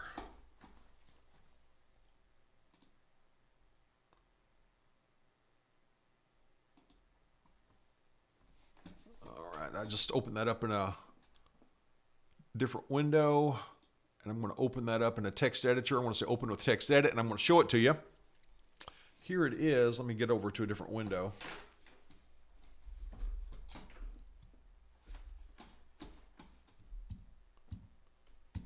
lot of windows active right now. There we go. Let me bring my text editor over and I'll just show you what we got. I'll make this a little bit larger for us. But as we're looking through this config, notice we've got configs for our different nodes. Here's the, let's see, there's our switch. Let's look at our router. Here's the router config. There's the label we gave it. But as we're looking through the config, I don't see anything under gigabit 0/0. I don't see anything that says, here's our name server. This looks kind of like default settings. It didn't seem to remember anything. But you saw what I did. I mean, I went in here. Sorry for all the scrolling. I got a lot of windows open today. I went in. I said, download the lab. Why did it not preserve my configuration? Because I saved it. This is not obvious. Here's what you got to do. You've got to go first over to the Nodes tab. Let's go over to Nodes.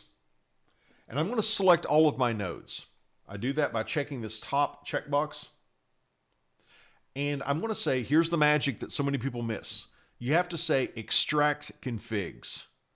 This is going to update the YAML file that's going to be exported. I'll say I want to extract configs. And it says, all right, we've got 2 of 5 remaining. Let's wait till it finishes.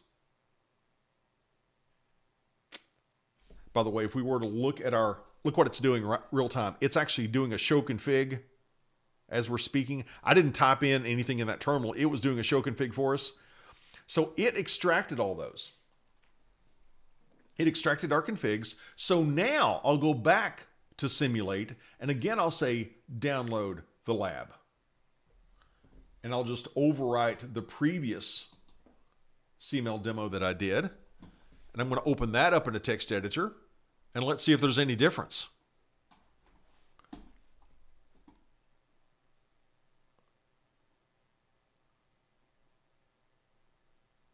Well, there should have been a difference. Let's see here.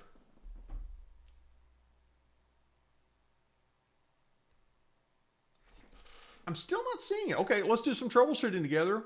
This kind of stuff happens. Let's try this. Let's try this again. I'm going to go under Nodes. I want to make sure that we extract everything. I'll say extract configs.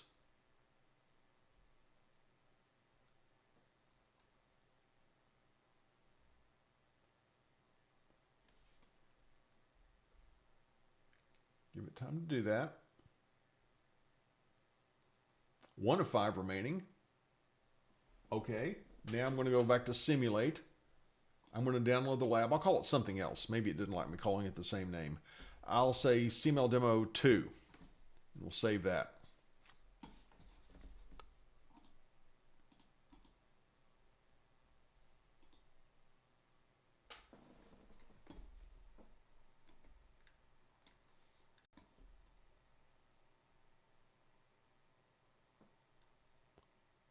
And let me scroll over here. Let's close this one, which did not preserve our config. Let me bring over the one that I just created. I'll make it a little bit bigger for us. And let's see if it remembered any of our config this time. It's looking better. Oh yeah, there it is. The name server, that's something that we entered. IP address D8CP, that's something we entered. So this got our configs. So again, the step was we had to first go under nodes, select all the nodes, extract configs, then, and only then, do we go under simulate and say download lab. That gives you a YAML file that will then be reusable for you. So I hope you enjoyed that little tour of, I wanted to show you something that's kind of new in Cisco Modeling Labs version 2.1. The look and feel is different for one thing. The little meters are down here in a different spot. I haven't been getting as many error messages, which is a great thing. But one of the things I think is just kind of cool aesthetically is if I go under admin, it now supports dark mode. Look at this. I can click that little slider and it switches this to dark mode.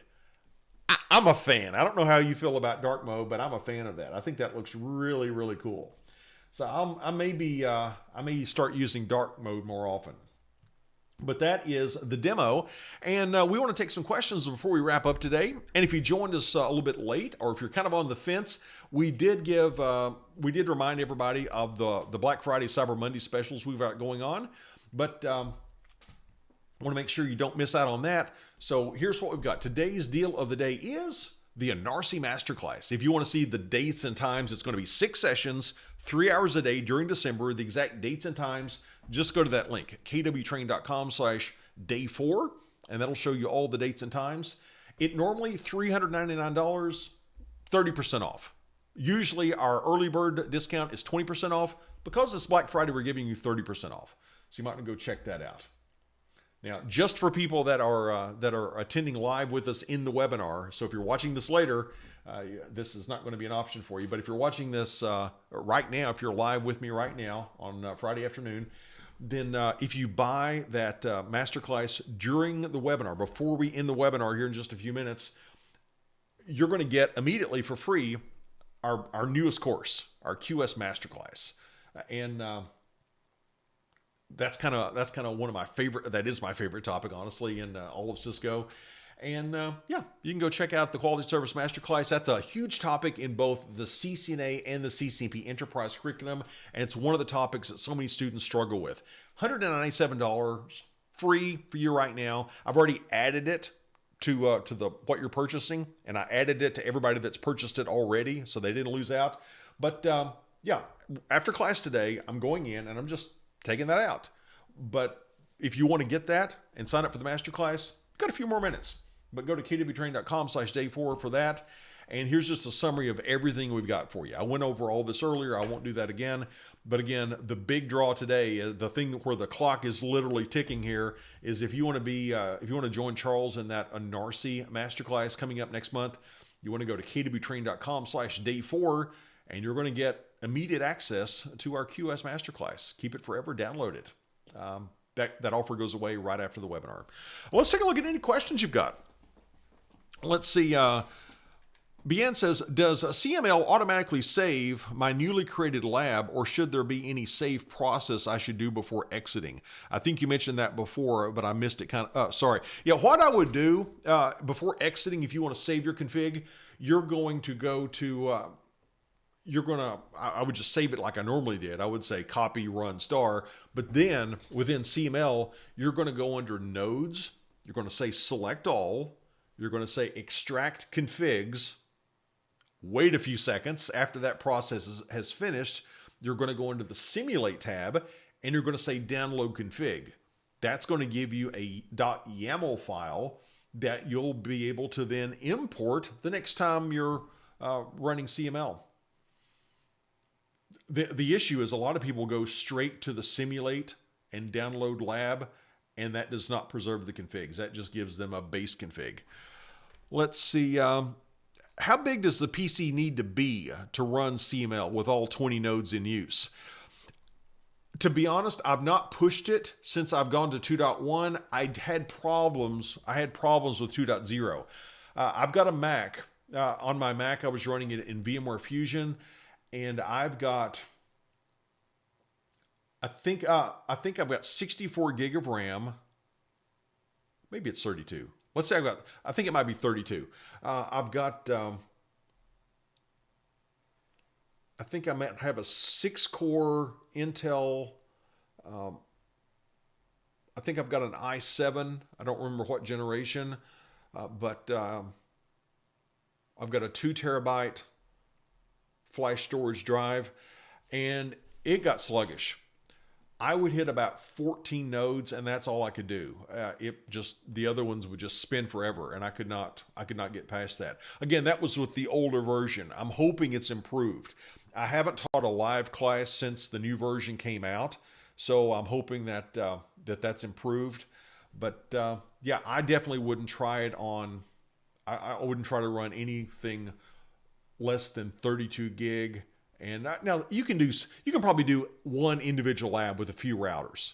But normally when I teach class, I've got like 7 different topologies or something crazy running. But yeah, if you want to really push this thing, I would definitely not use less than 32 gig of RAM, preferably 64. And I'd make sure I had a pretty fast processor. See, let's take questions from some of our other platforms here. Let's see, are you going to make labs? Somebody was saying. Well, that's the cool thing. We've already made labs, and they're part of that Anarsi.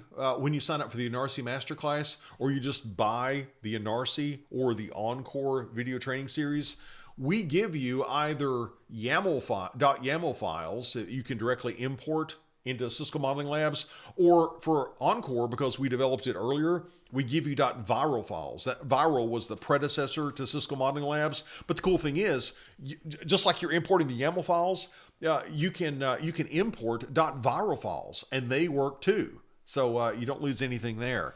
But yeah, we include those as your hands-on exercises for some of our different courses. Let's see if we got any questions over here on LinkedIn. Let's do a little refresh here.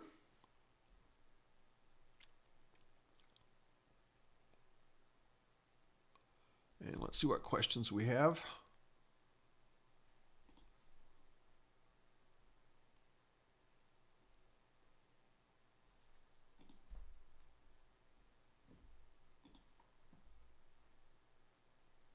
Let's see. Yeah, most of those just seem to be comments. Let's take a look at YouTube. Can you download Viral Labs into CML2? I'm working on CCNP Enterprise. Also, do you have CML2 Labs for Encore? I guess you probably asked that right before I answered it. Just in case you missed it, yes. If you're running Viral right now, or if you're using our Encore course, yeah, those Viral Labs, you just import them directly into CML. They work just fine. Let's see. Yeah, if you already have CML2 and your license is still valid, it's not, your year is not up, yeah, there's no cost to upgrade. What I did is there's a file that you can download to install CML 2.1 fresh. And to do that, you would want to go in to your portal where you bought it, and you would want to deactivate your license. And then you install it fresh, and then you install that license on there and reactivate it on the machine. What I did, I didn't have to do that.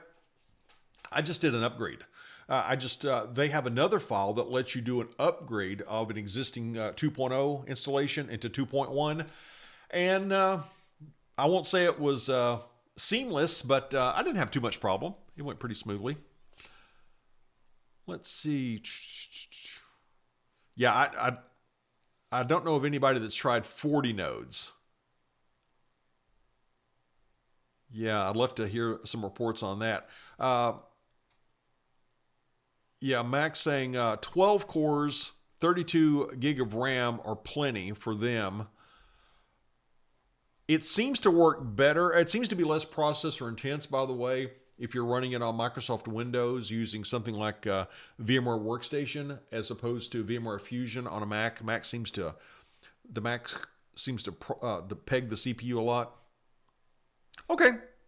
Looks like we're about, let's see, just join back, Kevin. Are you running a CCI Enterprise course, and will there be CML labs included? We're developing it now.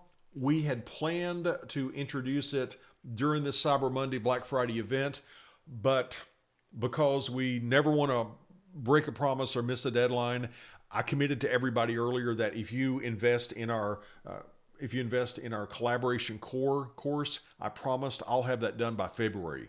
Charles, we promise we'll have the S-Core course done in January. Just to make sure that we didn't overpromise and underdeliver, we'd rather do the opposite. We'd rather over-deliver. So we chose not to release the pre-release of our CCI Enterprise Infrastructure course because we want to make sure and hit those other deadlines that we commit to. But yes, just so you know, in the background, yes, we are developing a CCIE Enterprise Infrastructure, and we do plan on including CML labs for that. All right, folks, here's the deal. I know some people joined us on YouTube or different platforms. There's different delays. I said that as soon as today's session is over, I'm going to go into that offer for the Anarsi class. That's the one in the lower left-hand corner, the live class. And I'm going to remove that bonus. So this is your last opportunity. If you would like to join us for Charles, if you'd like to join Charles for next month's Anarsi Masterclass, 18 hours of live training, so you can just interact with Charles and ask him questions as you go along, It's going to be a fantastic course. I've been working with him on that a little bit. And just as an incentive for going ahead and making the decision right now, not only do you get our biggest ever discount of 30%, you also get our newest course, the QS Masterclass, for free. But right after class, I'm going to go in and I'm going to just kind of take the QS Masterclass out of the offer. If you've already got it, I'm not going to take it away, but nobody new is going to be getting it, in other words. But last opportunity to do that. And like I said, I know some people joined us through Facebook and different platforms. You might have paused the video to go take a break for 5 minutes, and I don't want you to be knocked out in case you're like 5 minutes behind us. So here's what I'll do. I'll put on a 10-minute timer. I'll put on a little countdown timer and put on some music. And when the 10 minutes is off, I'm going to be ready, and the QS course that comes out of the offer. So if you want it, now's the time to act on that. Guys, it has been my pleasure, and gals as well. It's been my pleasure to join you. I said we'd try to keep it to under 2 hours. It looks like we're at 1 hour, 55 minutes. So we did excellent there. I know this is a holiday for many of you, so it means a lot that you took the time to join me. And look forward to joining me in another event coming up maybe on Monday. We're going to be doing another one of these events on Monday where we're going to be giving you an overview of the pieces and parts that make up Cisco Collaboration. So if you want to join us for a collaboration session on Monday, Cyber Monday, it's going to be the same time. It's going to be available on our YouTube channel. It's going to be available on Facebook. It's going to be available on our website as well if you've registered and saved your seat for that. But yeah, you'll be receiving. You probably have already received an email about that. But hey, it's been great spending time with you today. You've got, let's see, 10 minutes and counting here to take advantage of that bonus offer that expires at the end of the webinar. Thanks a ton, everybody. Hope to see you on Monday.